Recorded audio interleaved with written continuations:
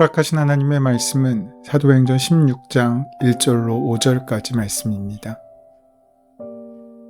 바울이 더베와 루스드라에도 이르매 거기 디모데라 하는 제자가 있으니 그 어머니는 믿는 유대 여자요 아버지는 헬라인이라.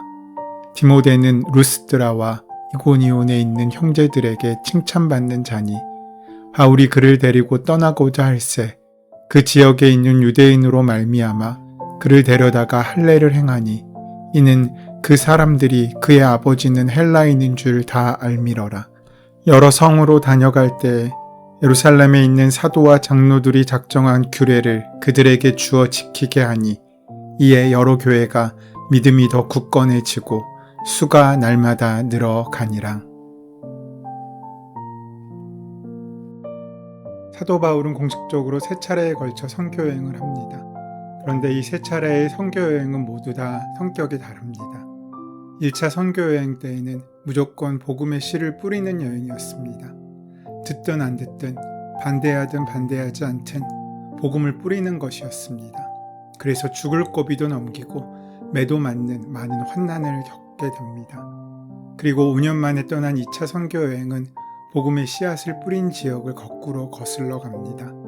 그렇게 올라가면서 복음의 열매가 맺혔는지 견고하게 자라고 있는지 그 양육 상태를 확인했습니다. 선교여행에 마가가 합류하는 문제로 바나바와 크게 다투고 갈라서게 된 바울이 더베와 루스드라에 이르는 대목으로 16장의 말씀이 시작됩니다. 바나바와 마가와 갈라선 바울 일행은 더베와 루스드라란 지역에 이르게 됩니다. 그런데 이곳이 바울에게 있어서 어떤 곳이었습니까?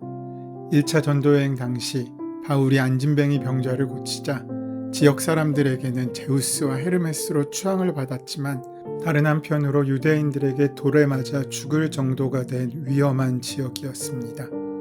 이 루스드라는 바울에게 잊을 수 없는 고통의 기억이 떠오르는 현장입니다.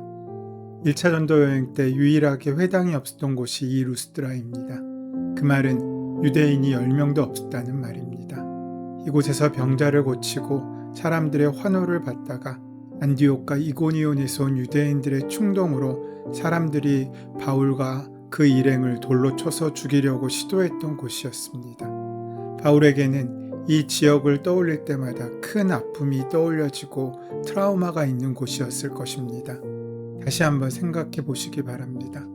우리가 어떤 지역이나 장소를 이야기할 때 좋은 추억이 떠올려지는 경우도 있지만 반대로 생각하고 싶지도 않은 아픈 기억이 담겨있는 곳들도 있습니다. 왠지 피하고 싶고 빨리 지나쳐가고 싶은 곳이 있습니다. 이것은 장소가 될 수도 있고 사람이 될 수도 있습니다. 그것이 바로 내 안에 있는 더베와 루스드라인 것입니다. 아마 바울은 그 지역을 다시 간다고 했을 때 심리적 불안을 겪었을지도 모릅니다. 이전의 아픔이 그 몸의 상흔으로 남아 떨치려고 해도 떨쳐질 수 없는 쓴뿌리로 기억되던 곳이 바로 이 루스드라였습니다. 나를 돌로 때린 그 사람들을 다시 만나면 어쩌나, 그들이 다시 나를 공격하면 어떻게 하나. 그런데 그는 그 더베와 루스드라를 가는 것이 쉽지 않았지만 다시 찾아갑니다. 왜 그랬습니까? 하나님의 이끄심이 있었고 하나님께서는 그곳에 한 만남을 예비하셨습니다. 1절 말씀해 보시면 바울이 더베와 루스드라에도 이르매 거기 디모데라 하는 제자가 있으니 그 어머니는 믿는 유대 여자요 아버지는 헬라인이라 라고 말씀하고 있습니다. 1절 말씀을 보니 거기에는 목적이 있었습니다. 바로 디모데란 제자를 만나는 것이었습니다. 목적이 있는 사람은 험난한 길에도 앞을 나설 수 있는 힘과 용기를 얻습니다. 바울은 이곳에 5년 만에 다시 오게 됩니다. 그리고 이곳에서 중요한 인물 디모데와의 만남이 이루어집니다. 그러나 목적이 분명하지 않은 사람은 순탄한 길에서도 앞으로 나아가지 못하고 주저앉습니다. 따라서 우리의 목적은 분명해야 합니다.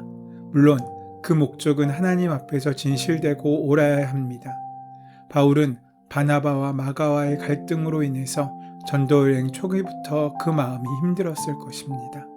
그런데 그의 제자 디모데를 보고 싶었고 또 만남의 기쁨과 감격 때문에 더베와 루스드라라고 하는 피하고 싶은 내면의 상처가 있던 그 두려움의 자리를 찾아갈 수 있었던 것입니다.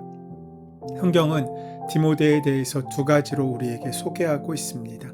첫 번째로 어머니가 유대 사람이고 아버지는 헬라 사람이었습니다. 성경학자들은 디모데의 아버지가 일찍 사망했을 것으로 추정합니다. 어쨌든 그는 헬라인 아버지와 유대인 어머니 사이에서 태어난 혼혈인이었습니다. 그가 루스드라에 머물고 있었습니다. 두 번째로 그가 루스드라와 이고니온에 있는 형제들에게 칭찬받았다는 것입니다. 그런데 루스드라와 이고니온은 적어도 20km 정도 떨어져 있는 그 당시 교통 상황으로 볼 때 결코 가깝지 않은 도시였습니다. 그런데 이 두 도시에서 디모데는 평판이 좋았던 것입니다. 아마도 디모데와의 만남을 통해 그 안에 잠재되어 있던 바울의 근심과 두려움이 사라졌을 것입니다. 마찬가지로 우리도 어떤 걱정과 근심의 순간이 있을 때 좋은 소식이나 기쁜 일이 생기면 또 힘이 되는 만남을 가지면 걱정과 근심을 이길 수 있게 되고 그러한 나쁜 생각들이 사라지게 됨을 경험할 수 있습니다. 이렇게 디모데를 만나서 힘을 얻고 또한 루스드라와 이고니온에 있는 형제들에게 많은 칭찬을 받고 있는 디모데의 이야기를 들으면서 많은 위로와 대견함을 얻었을 것입니다. 이렇게 디모데는 하나님께서 바울에게 보내신 위로의 사람이었습니다. 우리 역시 디모데와 같은 사람이 되어야 합니다. 인생의 더베와 루스트라처럼 아픈 기억, 지나가고 싶은, 기억하고 싶지 않은 그 상처를 감내하고서라도 만나고 싶어하는 그 한 사람의 만남이 우리에게 허락될 때 우리의 힘겨움과 두려움이 기쁨과 평안으로 바뀌게 되는 그러한 역전의 순간을 만드는 바로 그 사람이 우리에게 있고 누군가에게 그런 사람이 되줄 수 있다는 것은 참으로 기쁘고 놀라운 일입니다. 바울에게는 디모데가 그런 사람이었습니다. 그렇다면 한번 생각해 보십시오. 우리에겐 그 사람이 누구입니까? 그리고 반대로 바울처럼 힘겨운 내 주변 사람들이 나를 디모데와 같은 사람으로 여기는지 우리는 생각해 보아야 합니다. 사도행전에서 제자란 대체적으로 기독교의 진리를 잘 배움으로써 건전하고 건강한 신앙을 소유하고 있는 사람을 가르칠 때 사용되는 용어입니다. 디모데가 그런 제자로 표현될 수 있었던 비결이 무엇이겠습니까?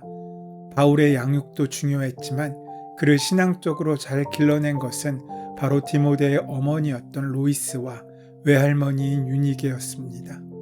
수험생이 강의나 학원에서 아무리 좋은 수업을 듣는다고 하여도 그 내용을 자기 것으로 만들지 않으면 성적은 오르지 않습니다. 마찬가지로 아무리 좋은 말씀을 들어도 평소 가정에서 지속적이고 유기적인 신앙교육이 없다면 신앙적인 성장에는 한계가 있습니다. 내 가정에서 신앙적인 영향을 주는 길은 우리가 부모로, 배우자로, 자녀로서 하나님을 가까이 하는 것이 어떤 삶인지 보여주는 것과 하나님 앞에서 어떻게 살아가고 있는지를 보여주는 것이 중요한 까닭이 바로 여기 있습니다. 부모님은 아이들이 책을 가까이 하는 것을 원합니다. 그러나 책을 읽으라고 권유만 하는 것이 아니라 먼저 부모가 책을 읽고 공부하는 모습을 보여줘야 하는 것처럼 우리의 행함이 무엇보다 양육에 중요한 것입니다. 디모데를 데리고 바울이 가고자 했던 지역은 아시아 지역이었습니다. 성경에서 말하는 아시아 지역은 오늘날의 동남아시아 또는 극동아시아 지역이 아닙니다. 여기서 말하는 아시아는 터키 지역을 말합니다. 성령님이 한 영혼 속에 임재하시고 공동체 속에 들어오실 때의 목적이 하나입니다. 그것은 예수 그리스도를 드러내고 깨닫게 하고 알기 위함입니다. 그래서 성령이 충만한 사람, 성령의 인도하심으로 살아가는 사람들은 예수님만을 드러냅니다. 자기 자랑은 안 하고 자기를 감추는 사람이 바로 성령 충만한 사람입니다. 그렇게 나를 감추고 내 안에 주님만 드러내는 삶을 살아가는 것이 믿는 사람의 참된 삶이어야 합니다. 사도 바울은 그러한 디모데의 삶의 모습을 보고 그를 선교 여행의 일원으로 동참시키려고 합니다. 그러면서 그에게 먼저 할례를 행하도록 명령합니다. 우리는 이미 예루살렘 종교회의의 결과를 알고 있습니다. 유대교적 기독교인들이 그 구원의 완성을 위해서 할례를 이방인들도 받아야 한다고 주장했을 때 가장 분노하여서 가장 강력하게 문제를 제기했던 사람이 바로 바울 사도입니다. 베드로의 결정적인 변론에 의해서 바울의 주장이 받아들여졌습니다. 그래서 구원은 할례를 받아야 온전해지는 것이 아니라 오직 그리스도의 피로 말미암아 십자가의 구원의 능력으로만 온전해지는 것이라는 판결을 받아서 그 판결을 전한 사람이 바울이었습니다. 그런데 오늘 본문에서 바울은 선교여행에 앞서 디모데에게 할례를 줍니다. 할례를 강요하는 것을 그렇게 반대하던 바울이 왜 디모데에게 선교여행을 떠나기에 앞서 할례를 행하고 있는 것이겠습니까? 오늘 본문의 3절 말씀을 다시 보시면 이렇습니다. 바울이 그를 데리고 떠나고자 할새 그 지역에 있는 유대인으로 말미암아 그를 데려다가 할례를 행하니 이는 그 사람들이 그의 아버지는 헬라인인 줄 다 알미러라. 사실 바울 사도는 구원과 할례가 상관이 없음을 주장하던 사람이었습니다. 예루살렘 총회에서 격렬하게 경론을 하면서까지 결국 할례를 행할 필요가 없다는 주장을 이끌어냈던 바울 사도가 갑자기 디모데에게 할례를 행했다는 것은 어떻게 보면 소신 없는 사람처럼 보일 수도 있습니다. 그러나 뒤집어 생각해보면 이것은 대단한 소신입니다. 그에게 중요한 것은 할례를 받는지 아닌지가 아니라는 것입니다. 복음을 위해서라면, 복음을 전하는 데 도움이 된다면 이 정도는 얼마든지 양보할 수 있다는 것입니다. 복음을 전하려는 생각 때문에 오해받을 각오를 하고서라도 반대로 행동할 수 있었던 것입니다. 때로는 정말 중요한 것을 잃지 않기 위해서 좀 덜 중요한 것을 얼마든지 버릴 수도 있어야 합니다. 바울 사도가 지키고 싶은 것은 타협할 수 없는 진리였고 생명이었습니다. 말씀드린 것처럼 디모데의 아버지는 헬라인이었습니다. 혹시 헬라인이기 때문에 할례를 받지 않았다는 사실로 여겨져서 지역의 유대인들의 복음의 전파에 방해가 될지 모른다는 생각 때문에 바울은 디모데에게 먼저 할례를 받을 것을 요구하고 있는 것입니다. 할례 때문이 아니라 생명 때문인 것입니다. 디모데에게 할례를 행했던 바울이 할례가 구원을 얻기 위해 필수적이라고 하는 사람들 앞에서는 결사적으로 행하지 않았습니다. 바울의 생각에 구원이 문제라면 할례는 아무것도 아닙니다. 구원을 얻기 위해서는 할례를 행할 필요가 없다는 것입니다. 우리가 양보하지 못하고 고집을 피우며 형제 혹은 불신자에게 좋은 모습을 보이지 못하는 것이 뭐 대단한 것을 지키기 위한 까닭이 아닐 때가 많습니다. 가만히 생각해보면 별것도 아닌 걸 양보하지 못하고 내 생각을 바꾸지 못했기 때문에 그 앞에 참된 복음을 전하지 못하는 경우가 더 많습니다. 그렇다면 이 두 가지를 선택해야 되는 기준이 무엇입니까? 바울은 자신을 복음의 빚진 자라고 말했습니다. 다른 말로 하면 사랑의 빚진 자입니다. 하나님께 엄청난 사랑을 받은 내가 이 정도도 양보하지 못한다면 말이 되지 않는다는 것입니다. 하나님께 사랑받는 것이 없다고 생각하면 그렇게 모질고 못되게 말할 수 있습니다. 그러나 하나님께서 우리를 위하여 독생자를 이 땅에 보내셨고 말로 다할 수 없는 사랑을 우리에게 베푸셨다는 그 사실을 믿는다면 때로는 우리의 생각과 다르다고 할지라도 그 방법이 우리가 익숙하지 않다고 할지라도 내려놓을 수 있어야 합니다. 더 중요한 것을 얻기 위해서 말입니다. 바울은 구원은 복음으로만 십자가의 은혜로만 얻는다고 생각했습니다.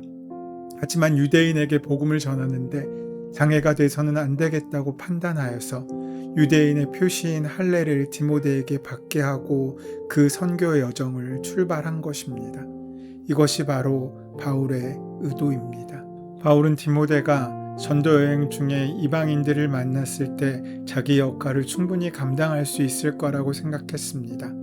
하지만 바울은 그 디모데가 이방인뿐만 아니라 유대인들에게도 그 사역을 함께 하기를 원했습니다. 그래서 방문할 도시들에서 유대인들이 할례 문제를 제기할 것을 예견했고 그것으로 인해 문제가 되지 않게 하기 위해서 디모데에게 할례를 받게 한 것입니다. 그 이후 바울과 일행들은 4절과 5절 말씀에 보면 여러 성들 안에 세워진 교회들을 방문하면서 작정한 규례, 즉 예루살렘 공의회에서 결정된 사항을 전달했는데 그 결과 교회들은 믿음이 더 굳건해지고 믿는 자의 수도 날마다 더해지는 부흥의 역사가 있었습니다.